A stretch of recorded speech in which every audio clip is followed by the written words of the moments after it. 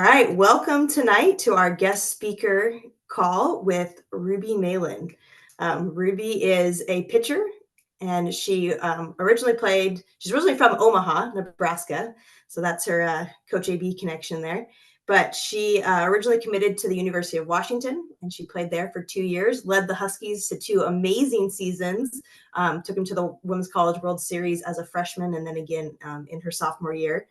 And then just this summer, she has decided now to transfer closer to home and go back to Oklahoma State. And so she'll be playing her junior year as a Sooner. So that's kind of exciting for Ruby.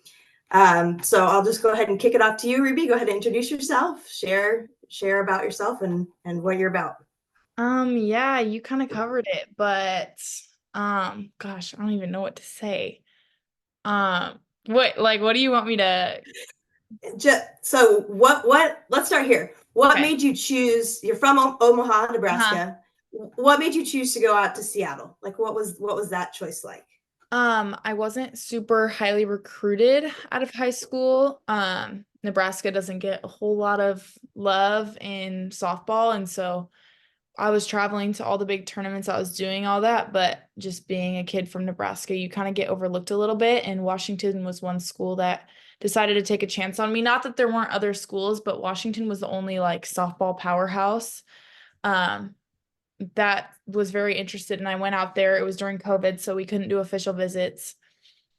I went out there with my family on our own. We didn't get to meet anyone, but I got there and I was like, this is like the place for me. And it truly was. And it always will have a really special place in my heart. I loved it there. I wouldn't change anything about my experience. It was perfect, imperfectly perfect, I would say. And yeah, I really did love it there, but I thought that this year it was probably time for a change. Not necessarily just to be closer to home, but every program has its ups and downs, I guess. And we were just kind of going through a little bit of a rough patch, and I didn't want to spend my last 2 years with any regrets. And so that was my decision. And Oklahoma State seems to be kind of like the perfect landing spot for me. So I'm really excited to be here. Yeah, I'm sure they're pumped to have you. It's going to be awesome. Yeah. So when I watched you in the Women's College World Series the last 2 years, the thing that stuck out to me big time was that eye black. You got your like I don't know, that like Wolverine almost. Yeah. I don't know what's the inspiration there behind your eye black, or what does it mean to you? I've always worn it, like ever since I was little. My dad would go to Shields or Dick's and buy like the little stick, and I would do it myself. And then at Washington, if you wore it once, you had to wear it for the rest of your career, or at least for the rest of the year. And what we did, Coach Tar would put it on her fingers. She'd put it here, and then every year it was someone different. Last year it was one of the seniors, and then this year it was actually one of the coaches. And they say like when they do it, so it's called warrior. They warrior you. And so Coach Tar puts it on, and then this year it was our coach, Courtney Gano, and she goes, Ruby Meylan Warrior. And it's just kind of like a pregame ritual thing. And I just think it looks cool and kind of like, pardon my French, like a little badass. So I like it. Yeah, no, it definitely. I mean, it seems it fits your personality.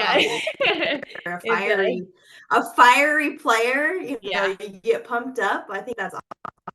Yeah. I think that's really great. All right, so then the question is, are you going to keep it up at Oh, Oklahoma yeah. State? They don't have that gonna be your thing tradition still? here, but I will for sure buy my own and do it myself because I think it looks cool. All right, you got to say that phrase to you, Ruby Meylan Warrior. You got to do that still. I will. That'll get you pumped up. That's awesome. Maybe it's not every freshman that gets to pitch at the Women's College World Series, and I'm sure that was a huge moment for you. Like, can you talk a little bit about what that was like? What was it like walking out on that field and taking that ball?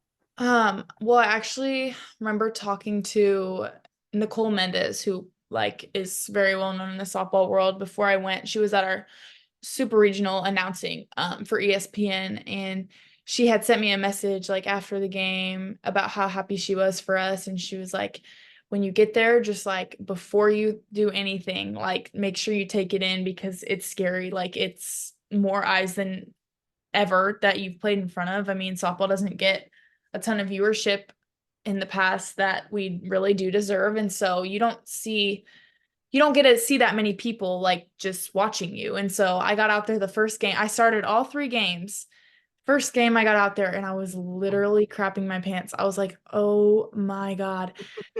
It was so loud. I can't imagine for like the Oklahoma schools that play there because they get all the fans, but it was so loud. I was so nervous. Game 1 went okay. We won, but I went like maybe 3 innings. Game 2 was bad. We lost. It wasn't terrible, but I came out in like the second inning. And then the last game, which we actually lost, it was my best game at the World Series. It was a 1-0 game against Stanford that ended our season, but I finally felt like comfortable in that environment. And then that like prepared me. Following that season, I got to go play in Japan with Team USA. And that was a crazy amount of people over there. So that kind of prepared me for that. That's awesome. Yeah, Japan's big on softball. Mhm. What do you do? So what did you do? Did you do anything to prepare before you went to the Women's College World Series, or did you, or what would you wish you had done to prepare? Or how do you think you could have prepared better? I think I could have done maybe a little more visualization. I kind of go back and forth with that. You get in routine and then you get out of it when something goes wrong, and that's what I wish I would have done better at more consistently, especially this year. Um my sophomore season wasn't the way I planned, and so I wish I would have honed in on more the mental side. And the visualization is really big for me and actually seeing myself do something before I do it. And so that's something that I'm for sure going to do for the future. Yeah, if you don't mind, do you want to talk a little bit about your sophomore season? Like it didn't go the way you wanted. Mhm. Like what are some takeaways that you've had from it? Because everybody's had that, right? Yeah, When I tournament mean, doesn't go the way you want, you hear the season. phrase like sophomore slump, and I never thought that I would fall victim to that, but I did. And sorry, I like get emotional. It's like just a really, really dark year. I started off preseason like very hot, like leading in a ton of stats and things like that. I thought I was on top of the world, and then something hit me like a truck. And like I had one game in conference where it was bad. I came in, couldn't record an out, like gave up 4 runs, we lost the game. And it was like something in that like kind of broke me, and that I was fighting that the entire year. Like that I couldn't get it out of my head. I'm sorry I like get so emotional. This year was just like No, very tough. And these are real.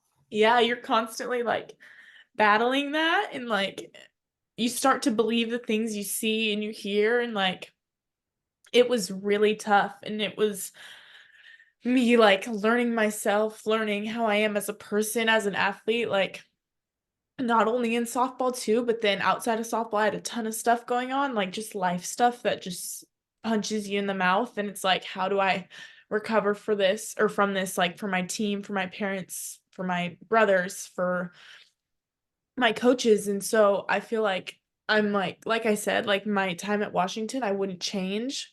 Um, it was amazing, but it was for sure a learning year. And like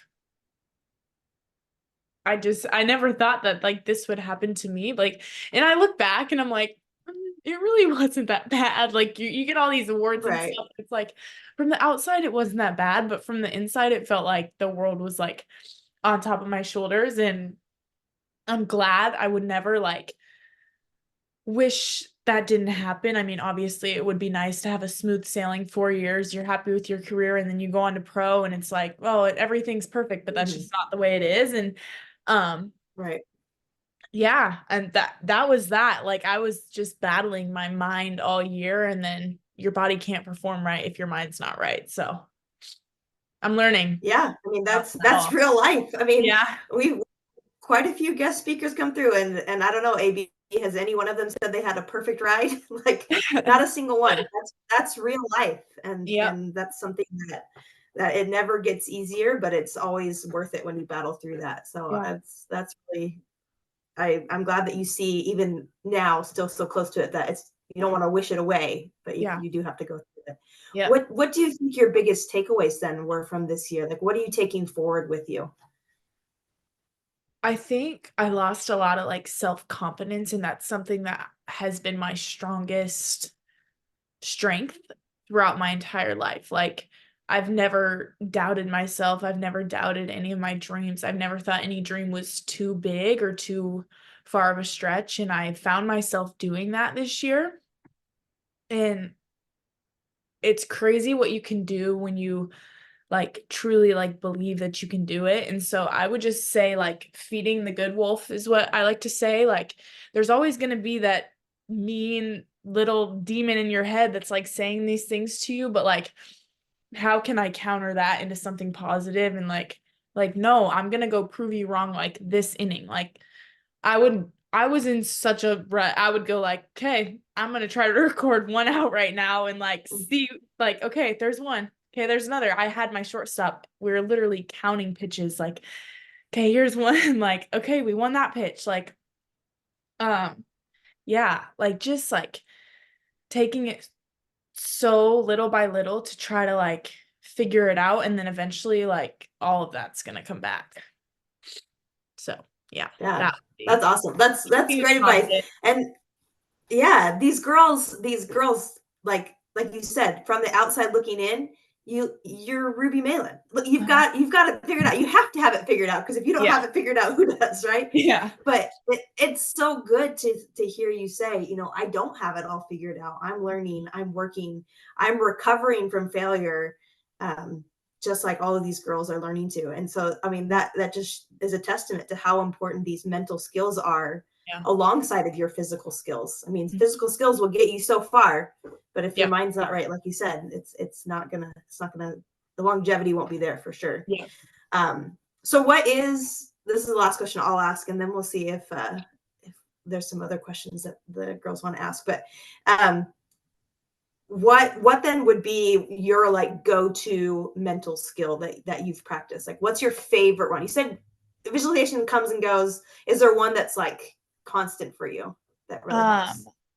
I really like to so I journal before bed, like after practice, after games, anything, like every night. So game days, I talked to a sports psych about this and I was like, why can I not like sleep after a bad game? Like, I'm up all night, like just replaying like the stuff in my head. And she's like, well, how's like your journaling before bed? And I'm like, I'm literally just writing about how pissed I am. Like, and she's like, you're putting yourself in a bad spot to try to rest and recover. Like, you got to pitch the next day. Like, and so I think just being more like analytical, I guess, and like really like writing down like what went well for me today, what didn't go well, like how can I improve that for next time, rather than just being like, I'm so mad at myself, I suck. Like, that's all BS, and like there's no reason I need to like play into the mind games that like I'm giving myself. And so that really helped like the sleep thing, because after a bad game, I could not sleep. Like, it was like, oh my God, I'm laying there all night, eyes awake, like I can't do it. And then the next day, how are you supposed to go or pitch when your body hasn't recovered at all? And so that was a big mental skill for me. Just journaling and like journaling about the right things. And there's a time to like vent and word vomit and all that stuff, but you have to be careful when you do that. Yeah, that's awesome. All right. Well, I mean, we got almost a private call here for you, Bess. We Like do. you or AB, I don't know if you've got any questions you want to throw Ruby's way, or Bess, you got any burning questions you want to ask? What's like your like pregame routine? Okay. Well, I get to the field at Washington. We had to be there like very early, like at least, I think it was usually like 3.5 hours before the game. So in the morning, I always try to do the same thing, like eat a good breakfast, drink coffee, chill, read my Bible, all that kind of stuff. And then like fully reset, like take a shower, get ready, all that, and then drive to the field. I like to drive to the field by myself so that I can listen to whatever music. If I want to call my dad, I call my dad or call my mom, whatever I want to do. And then get to the field. We usually had, I don't know how OSU works 100%, but I'm pretty sure it's very similar. I would always, we'd have pregame meal. So try to eat like 2 hours, 2.5 hours before the game, and then get dressed. And then pitchers, I didn't take BP. So I just was able to sit in the locker room and just listen to my music. And so sometimes I'd go sit on the field and just like stare. Sometimes I'd sit in the locker room, laugh, joke around with the other pitchers. It just kind of depends. Like if I was throwing that day, I'm more like kind of quiet, locked in, like headphones on. And then once all the hitters come back and stuff, we'd go outside, do our little warm up, and then I'd start throwing. Music helps a lot. And obviously, like we weren't allowed to take our phones anywhere or anything. So once you're out there, you're on your own, you're listening to the field music. So that's not very good. But just like really like kind of tuning in, and then like talking to my coaches a lot. Like, how do you feel? Like, what's working, what's not. Like, I just was very honest, like, dude, my rise ball's flat today. Like, we gotta somehow try to win with my C stuff, and that's just how it's gonna be. Yeah, and then throw, chill. I like to pray before games, do a little breathing exercise right before the first inning, and then go at it. Awesome. Mhm. Good question. I will go off of that too. So I knew you in high school. When did you feel like you discovered mental skills? And do you feel like you were using some of those skills in high school, or did they start in college? Oh gosh, for sure. College. In high school, it's very just the level of talent is not as high, and so I was bigger, stronger, like taller, faster, not faster, not faster than most kids, and so I was able to be successful solely off um like my talent and my work ethic, and that provides you with a ton of power to like be better than those surrounding people. But when you're in college, everyone was a PGF All-American. Everyone played really high level travel ball. Everyone was the Gatorade Player of the Year. And so that's when I feel like my freshman year, I was cruising off travel ball, and it was like, I'm walking in here, they need a starting pitcher, like it's my job. Like, but then when you get all the, oh, you're an All-American, oh, you went to the World Series, oh, whatever. And then it's like, it becomes like a really dark place. Like, oh God, I have to like outdo myself again. And I've already been here. Like, how do I get here? And so that was where I struggled this year. Like, and I really had to find like, it was really my like inner voice, like a lot of the bad stuff. And people would say things like on Twitter or all that, like I had to delete everything.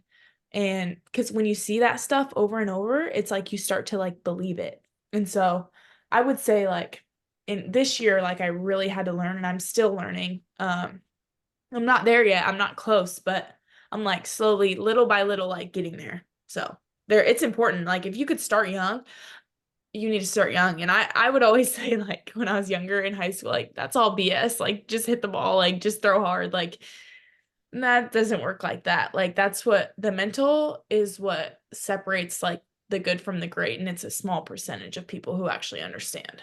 So, this year. Awesome. I'm really glad you're sharing this, because I've seen this side of Ruby. I've seen this dominant Ruby, and pulling back the curtain and being really vulnerable. Yeah. And like our conversation before was, this is going to impact so many more athletes, because if we say it as coaches, it doesn't mean as much versus ones who, you're in it, you're living, best has goals to play, and best is going to be where Ruby is, right? Yep. Yeah. Awesome. What are you most excited for about Oklahoma State? Like, what gets you so excited about going there? I'm really excited because the program's never won a national championship, and they've been to the World Series 5 years in a row. And so I feel like my job is to come here and help the program get over the hump.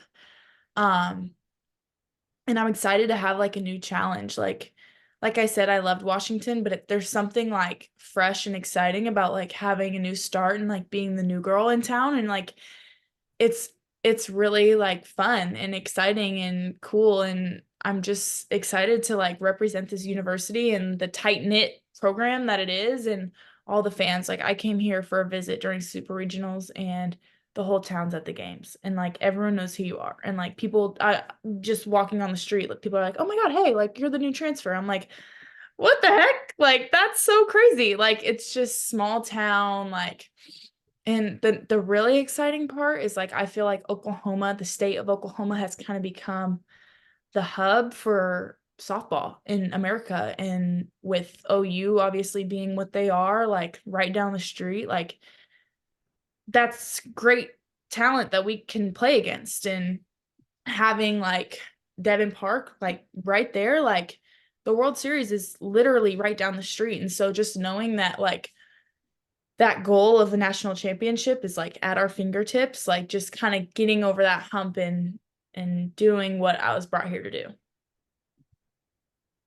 That's awesome. That's super exciting. Yeah, I just saw that the 2028 Olympics, they're playing over there in Oklahoma. Yeah. That's where the softball's going to be. Crazy. That's awesome. That's going to be awesome. Yeah. All right. Well, I think we'll go ahead and wrap it up. Unless Bess, you have one last question you want to ask? Okay, she's got more. Hit us, Okay, Bess. as many as you want. Rapid fire. Oh, you're still muted. What's like a typical day in your life during a school year? Like not a game day, just like a practice day. Okay, so one thing I know we're gonna do here is practice in the morning. So I don't know yet, but I'll tell you at Washington. So practice day. Yeah. Okay. So I would wake up I think in the fall. I'll just give you a fall because that's like the hardest time. That's like the fall camp of like softball, like football does. That's like our fall camp. So wake up probably around like 6, get ready, like get dressed, do all the bathroom stuff, whatever. I'd make breakfast before weights and then drink my coffee, whatever. Drive to weights. I'd pick up the freshmen on the way. Go lift, I think at 7 or 7:30. Maybe it was 8. I don't know. It was like 7 or 8. But there were 2 different groups depending on when you had class. I didn't have early class, so I got lucky. I got to sleep in a little bit longer. And then I'd come home, shower, eat it again. This common theme is eating. I eat a lot. Then I'd chill at home. I'm kind of a clean freak, so I'll like clean the house every single day. And then go to class. Then I'd usually go eat again for lunch. And then head to like our academic center is where I'd like do my homework and stuff, just because it's not doing homework in your bed. It's just like more productive. And then we started practice at 2:45. And so I would usually around like 1 or 1:30 go into the locker room, get changed, go up to the training room, do all like my prehab stuff. I'm tall, so like mobility is not kind of non-existent, and so I had to work really hard in the training room to do that. So I do that every day, and then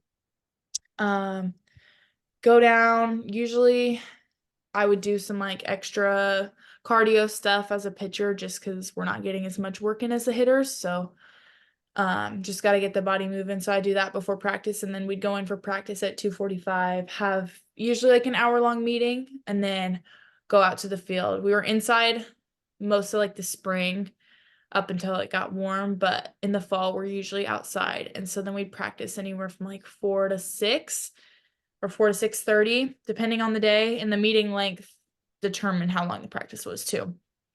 And then go home, take a shower, eat dinner, hang out with my roommates, go to bed by 9:30.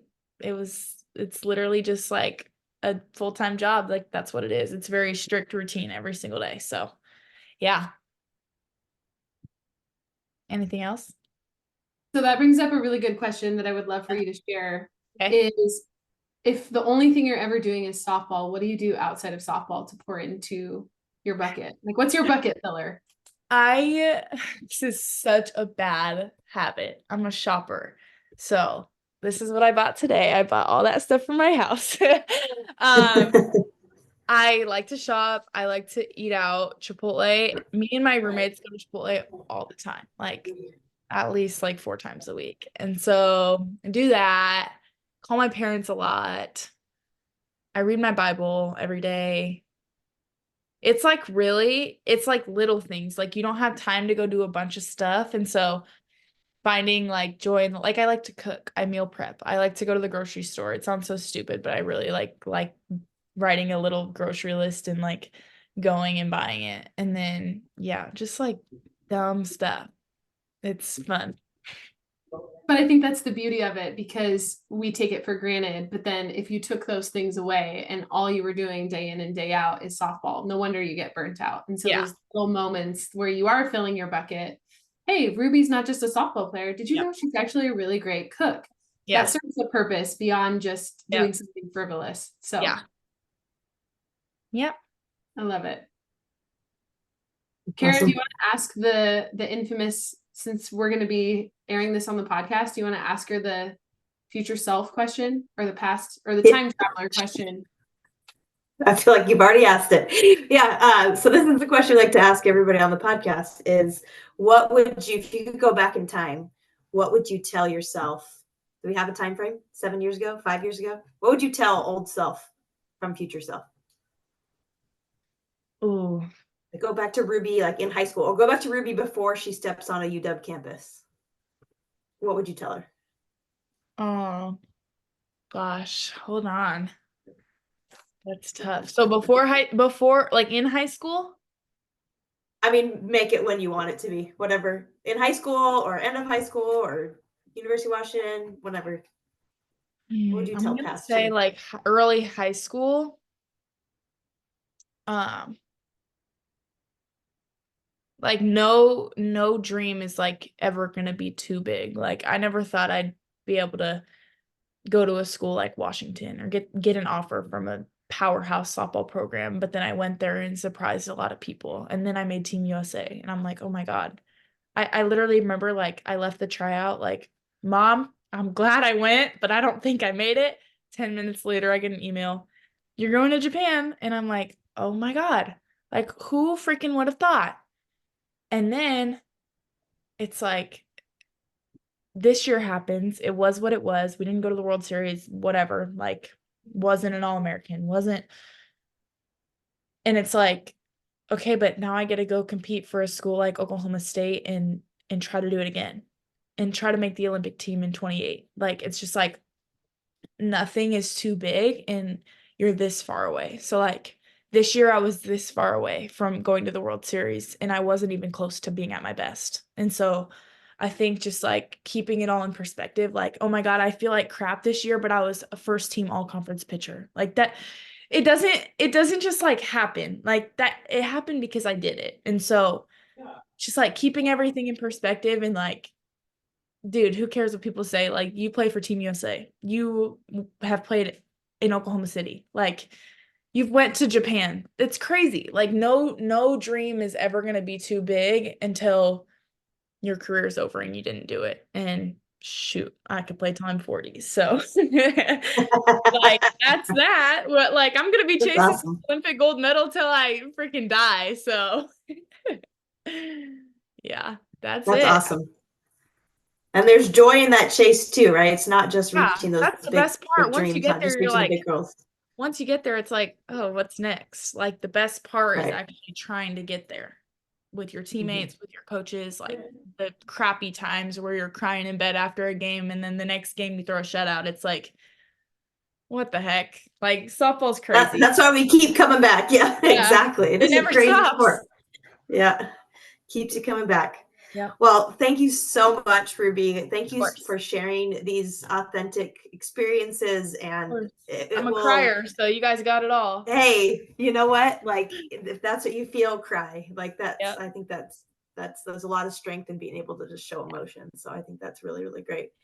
And I think it's really going to help a lot of our girls see you for you. And I mean, they've been cheering you on their TVs, and now they can feel like they like actually know you are. So we'll be rooting you on, cheering you on, watching you do great things at Oklahoma State. I'm sure you're going to do great. So I'm going to go ahead and stop our recording.